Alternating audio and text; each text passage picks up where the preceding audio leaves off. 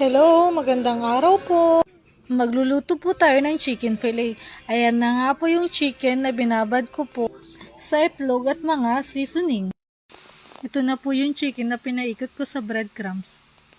At ayan na nga po, ako na po ay nagpiprito ng chicken. Ayan, tapos na po ako magprito. After ko nga magprito, gagawa naman na po tayo ngayon ng sauce. Star margarine, tinutuno ko po ang star margarine. Gisa-gisa lang. Pagkagisa ng sibuyas at bawang, isusunod naman natin ngayon ang carrots at celery. Lalagyan din natin ng kaunting harina. Pagkatapos, lalagyan na natin ito ng gatas.